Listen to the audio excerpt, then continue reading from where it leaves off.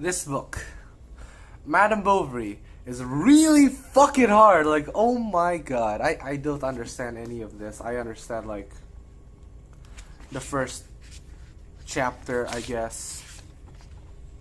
I mean, the first part. Half of this book, by the way, isn't even the book. This book is only until page 275.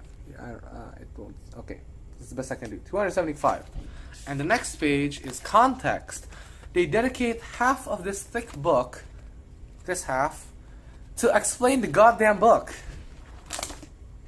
This guy, fucking Gustave Flaubert. This fucking reversed. Okay, this guy, Gustave Flaubert, or Flaubert, whatever, Flaubert, whatever. Okay, this guy, French guy, he wrote this fucking book, and he was put on fucking trial. Like, how? What kind of book do you have to make to be put on trial? You know, he was put on trial for corrupting public morals, which is, you know, is an accomplishment in it of itself. Imagine how proud the author must be. You know, like, oh my god, I'm being put on trial for my book. I'm famous. But like, I'm taking IB, English A, only SL, and this shit is hard, okay? And I'm not smart. Like, fuck. I just had my English test today. Today is October 25th. 25th of October, I just had my fucking English test about Madame Bovary, or Madame Bovary, or how the fuck you pronounce this, okay? It's really hard. And to prepare us for the exam, our English teacher, Mr. Ed, really cool guy. Like, Mr. Ed, really cool. Best teacher ever. Not really, he's very scary. I hope he doesn't watch this. He probably will. And I'm cursing a lot. I'm sorry, Mr. Ed. Okay, so he gave us 6 prompts. Okay, he gave us six prompts to practice writing. He said you have to write 3 paragraphs or half an essay about one of the prompts, connecting it to this book. And like, the prompt that my team chose, because we were divided into groups of 4, it was about setting. Like, how does setting impact the ideas of a story, you know?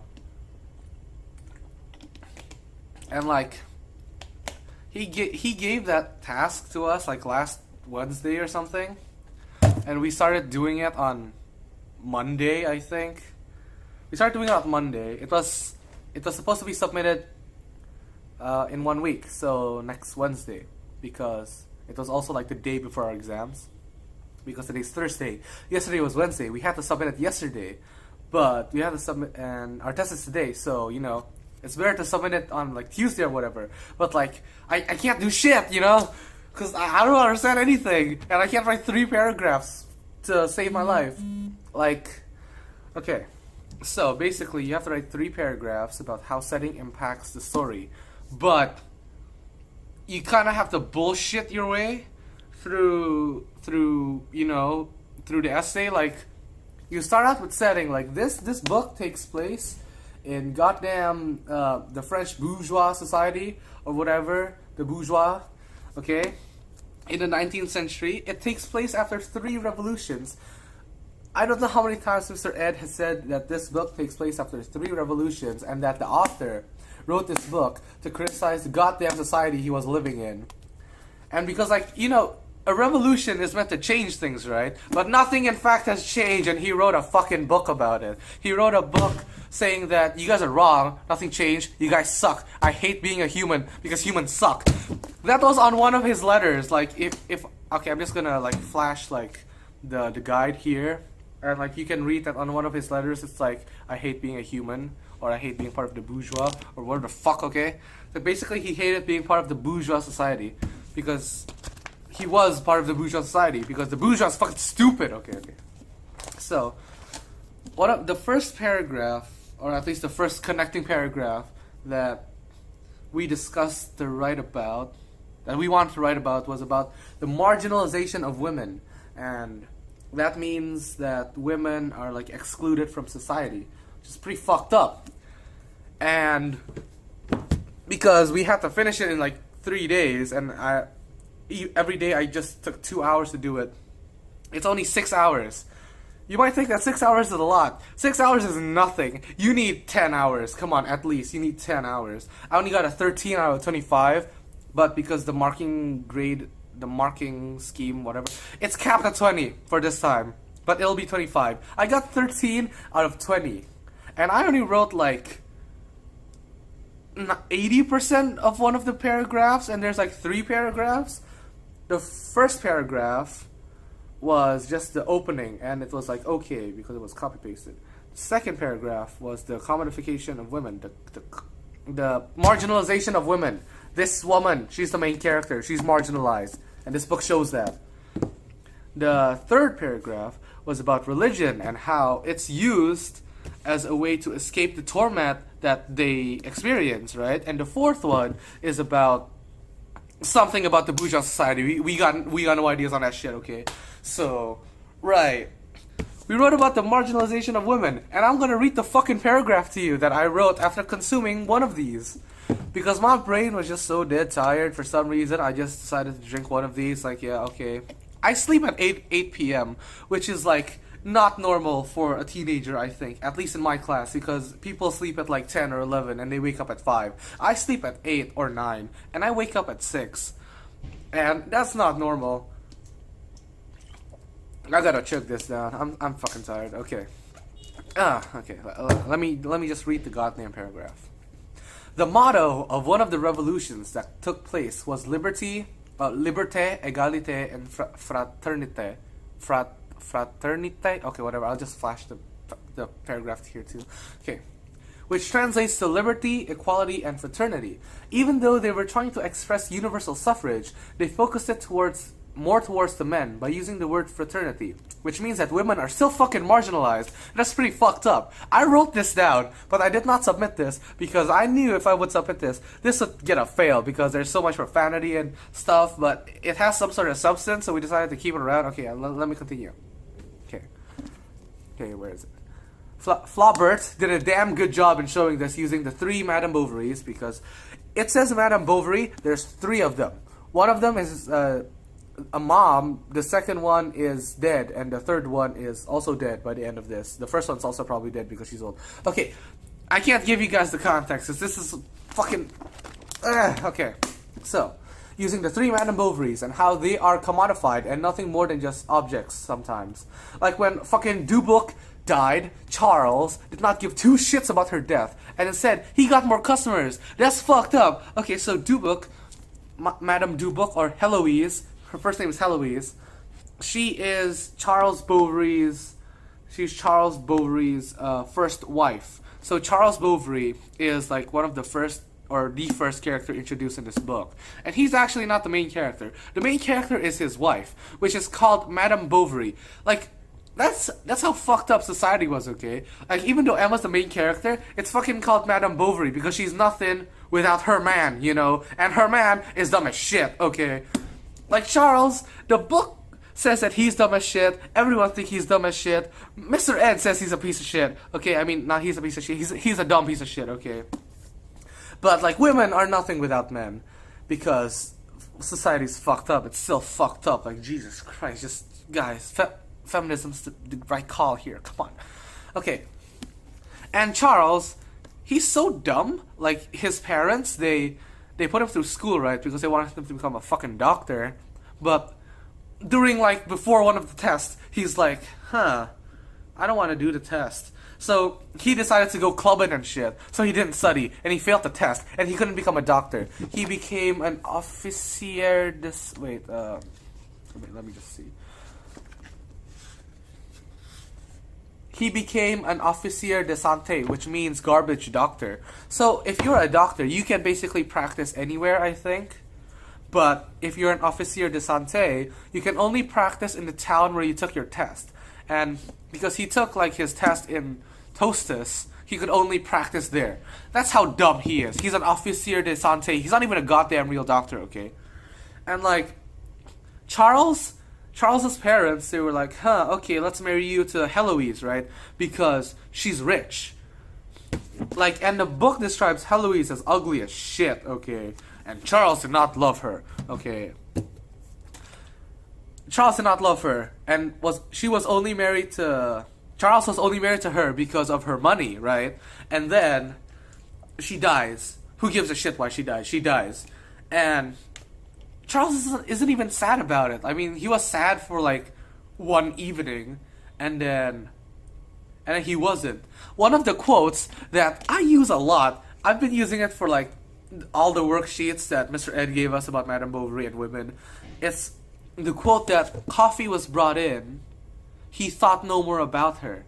And it was using a syndeton, which basically means that there's a lot of commas, but there's no conjunctions. And that's used to make the pacing of the events faster. So basically, let's say this is coffee. Coffee was brought in. He didn't even drink it. Coffee was brought in. Who? My dead wife? I don't remember her. That's basically what happened, okay? And because his wife died, a lot of people were talking about it, you know, like, oh my god, did you hear his wife died? And because of that, he got more customers. He benefited from that. And that shows the commodification of women. Because Heloise is commodified as wealth. Basically, she's nothing more than wealth. After her wealth is used, boom, bye-bye Heloise. I'm not gonna throw this book. It's actually very expensive, and I bought 4 books for English, Madame Bovary and like 3 others. I got them in a box, right? They put it in a cardboard box. I brought it home. I couldn't find the other 3 books. The reason I still have this is because it was in a different box. I'm sad. I lost money. Okay, so where was I? Heloise was thrown away after she was used, right? And then, fucking, let's go back to the first Madame Bovary, because Heloise was the second Madame Bovary, right? The first Madame Bovary is Charles's mother. We don't even get her name. That's how insignificant women were. We shouldn't even know their name, even though it was Charles's mother. And Charles is like basically like one of the main characters, I guess secondary character if you want to put it, or whatever. And like Charles's dad, Monsieur, whatever, Monsieur Bovary Sr., or Charles Bovary Sr., basically, he only married Charles's mom, or he only married the first Madame Bovary, because he was offered a dowry of 60,000 francs. And a dowry, the way Mr. Ed explained it, was like, if I wanted to ask someone to marry me, their family would give me money, because women were useless, so they had to give me like an allowance to keep my woman alive, you know? It's pretty fucked up shit right there. Like, let's say, will you marry me? Yes. This thing's family will give me money to keep this thing alive. Pretty fucked up. Okay. And like, Charles's dad did not love his wife, which is pretty fucked up. Okay, let me read one of the quotes. It's like from page 9. Okay. Where is it? His wife adored him once on a time. She had loved him with 1,000 servilities. Like, Jesus Christ, this girl loved this man. But she had suffered so much without complaint at first, when she had seen him going all the village harlots. Wait. When she had seen him going after all the village harlots, and when a score of bad houses sent him back to her at night, weary, stinking drunk. I'll just put the quotes here. Fucking, I can't talk. I'm having a flu. Whatever. I don't know. Nose problem. I don't know. What's the Bahasa Indonesia? Whatever. Who gives a shit? Okay, I can't talk, basically. Then her pride revolted. So basically, Monsieur Bovary Sr., he was chasing out all of these women, and his wife knew about it. He wasn't even trying to fucking hide it, okay? And obviously you're gonna get fucking mad. Why am I even drinking this? Almost finished. This thing's finished. Right? And she got so mad, but she couldn't do anything about it, because she's a woman, and they're trapped because in this patriarchal society. So, when she had Charles, her son, like, she finally had a way to escape. She lived vicariously through Charles. As from one of the quotes here, in her life's isolation, she transferred all her. Oh wait, I have the quote here somewhere. I know about. Okay, wait, it's on page 10. I'm pretty sure page 10. Okay, let me read it. In her life's isolation, she transferred on the child's head all her scattered, broken little vanities, all her fucking skills. She had to give it to Charles because, like, a man is free. In this book, one of the quotes, it's like in page 80 something. Basically, when Emma is Madame Bovary, the actual main character. When Emma had her daughter, she said that she wanted a son because a man is at least free, or something like that. The book says, and I quote, she hoped for a son. I'm gonna skip now. A man at least is free. A woman is not. Okay, a woman is not. It's not. The quote is on. The quote is only until a man at least is free. Women are not free. Okay, they're trapped in this goddamn society. It sucks being a woman. It's getting better now. I hope it's getting better now. I don't know the political situation of the world. I know somewhat of this damn novel. It's pretty fucked up, okay? Okay, let me read the paragraph more. Okay. I ended as, that's some fucked up shit there. And like, Charles's dad only married his mom because he was gonna get a dowry of like 80,000 francs or some shit. It's 60,000. That's like fucked up. The woman was only as important as her family's fortune. Even Charles, the stupidest person in the entire book. Yes, he is the stupidest person in the entire book. The dumbest person in the entire book. Sees Emma as a goddamn trophy, treating her like an inanimate object. Fuck you, Charles, you dumb little bitch. Sorry for getting sidetracked. Moving on. Because women were marginalized, they needed a way to escape their meaningless existence, and there was romantic fiction. As there weren't any options for education for women, Emma had to go to a convent to learn about God and shit, and that's where she found the romanticized novels, which helped her escape from ennui. On one hand, reading this made her happy. On the other, she became mentally insane, delusional, and retarded. In brackets, a moron. Like, okay. There's lots to unpack in these past few sentences. I have said that Charles is like one of the most dumbest person in the book. And I agree with that statement. That is my opinion. If you think Charles is a goddamn genius, then that's your opinion, but it's fucking wrong. Okay. So, in one of the quotes, but I don't know what page. I still don't know what page. During my exam, I didn't know what page, so I don't know the page. The quote was, Charles finished by rising in his esteem for possessing such a wife. Flaubert uses the word possessing. He could have used any other word, but he used possessing. Which means, like, I possess this book. I possess this empty bottle. Possess is something you use when you own something. Women were commodified, meaning that they were treated like objects. Emma is treated like an object because Charles uses the word possessed. Charles finished by rising in his own esteem for possessing such a wife. Charles was proud. Why the fuck was he proud? Because he owned Emma. Like, what the fuck? Emma's just some fucking trophy to him. Like, he's dumb as shit. Like, Emma is just like this beautiful woman. She's described as a beautiful woman, okay? Even though she was like, she's not a noble. She could pass for a noble, okay? That's how fucking beautiful and smart Emma was, okay? But she's not. So she can't. Right? She's not a noble. And she can't be a noble. And Charles is very proud to own her, to have her as a trophy. That's pretty fucking fucked up, you know? And like, Emma's own dad, in one of the quotes, in page 18. 18? Okay, page 22. I was close. It's near page 20. I bookmarked page 20. Okay, page 22. Emma's father says, and I quote, if Charles asks for her, I'll give her to him. What do you give? What do you give people? You give them objects. I give my friend this book. I give my friend this empty tapuchuk bottle. Emma's dad gave Emma to Charles. She's even treated like an object by her own fucking father, and her father finds her useless. Okay, so here's a backstory with Emma, right? Emma's a girl, okay, and she was sent to a convent, and because women at the time they didn't have any other like choices for education, they had to go to a convent to learn, and a convent is basically like a place, a religious place or whatever. I think I'm not even sure anymore. They learn about God and shit.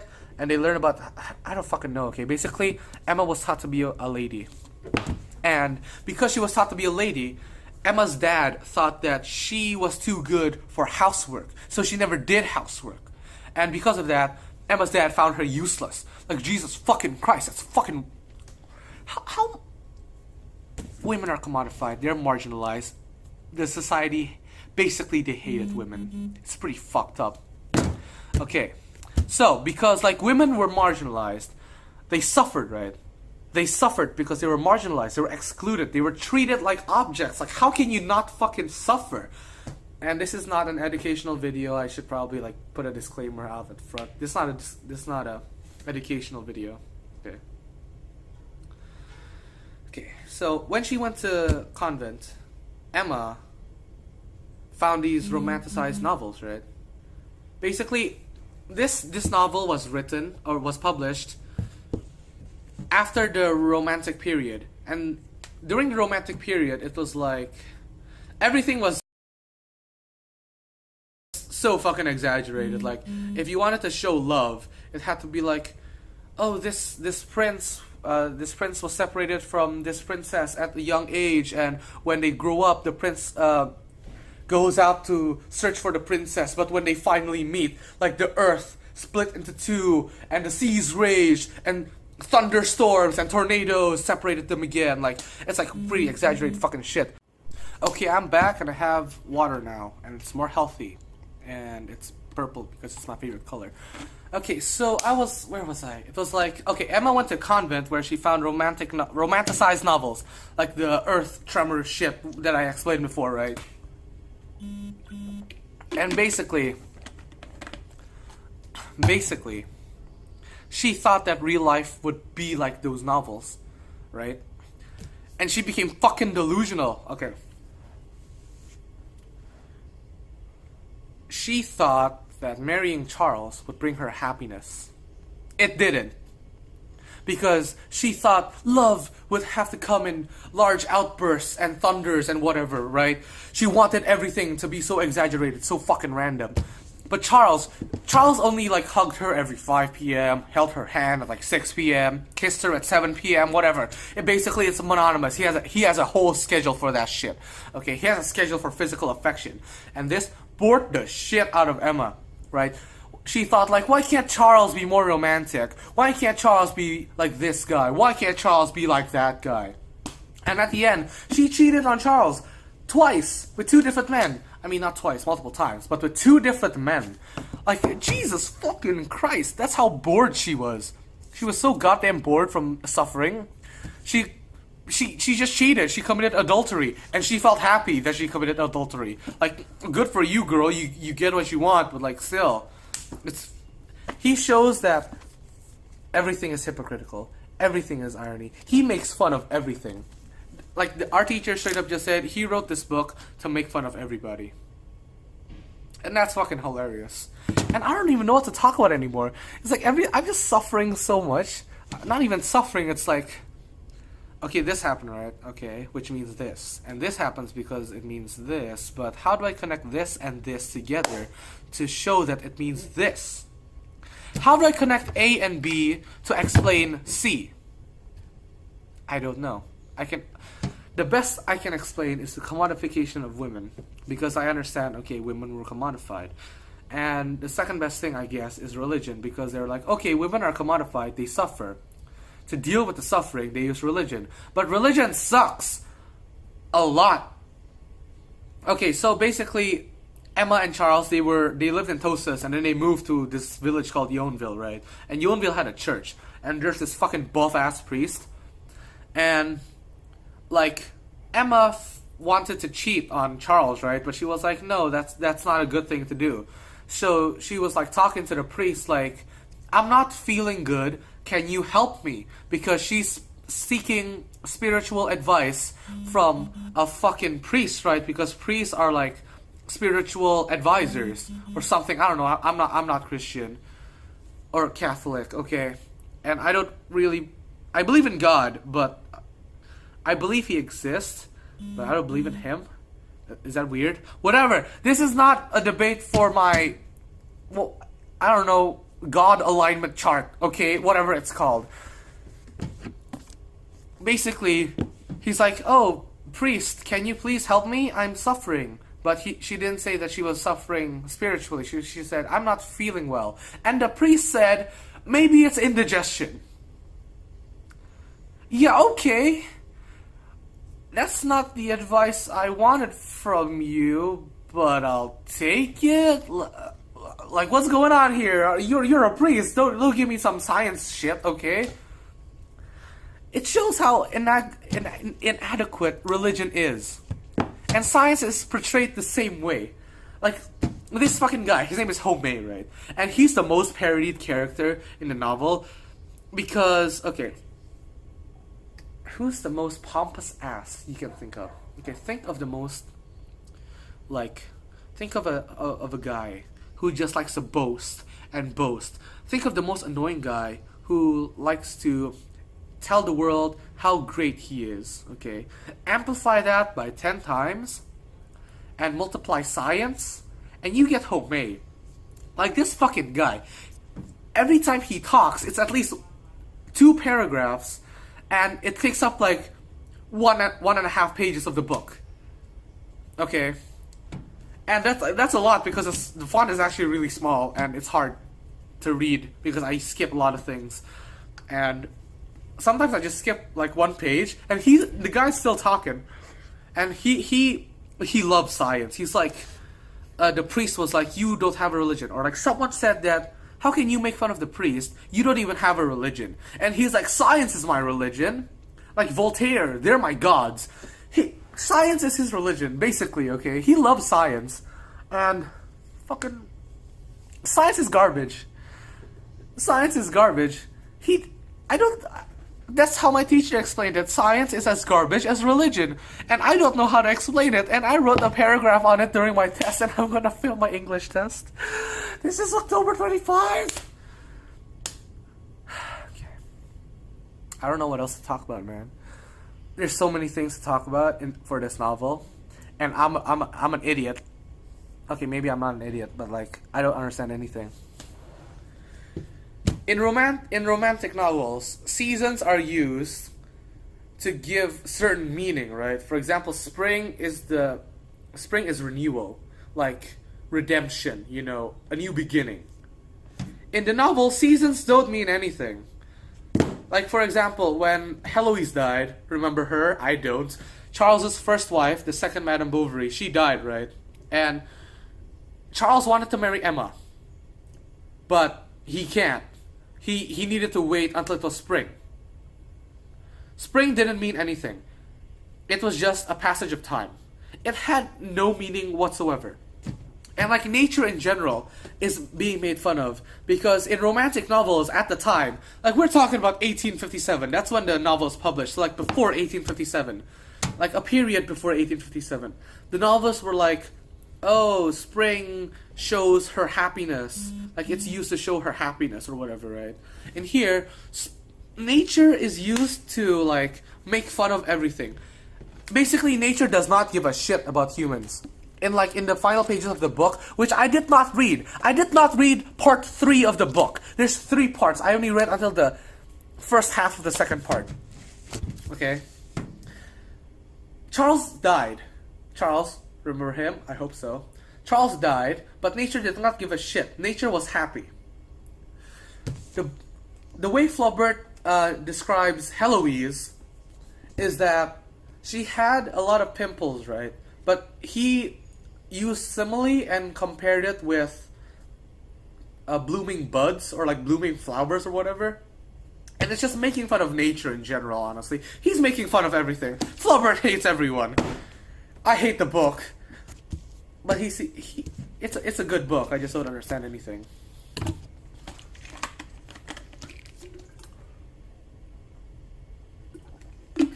I'm stressed out, man.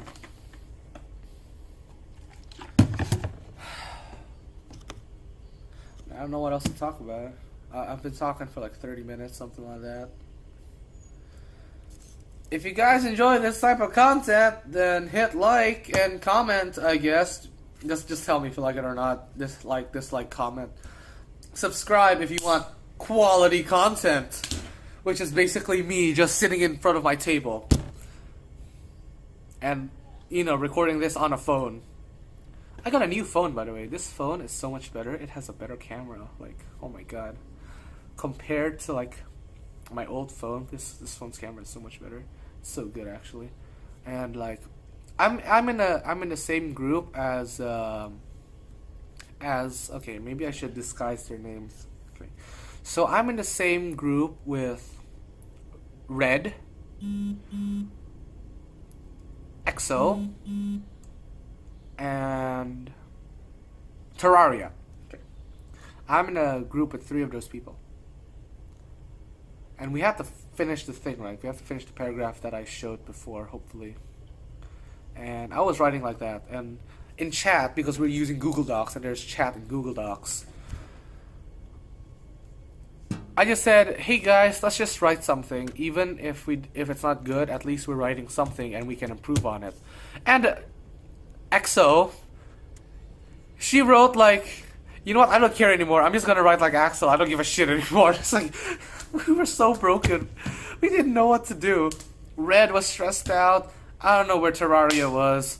And EXO was super stressed out as well. Like, okay. Yeah. That's it for today, whenever this is uploaded. Hopefully, it'll be uploaded by the 26th or the 27th. So it's fairly recent. And, yeah. I guess I should give a thumbnail, like...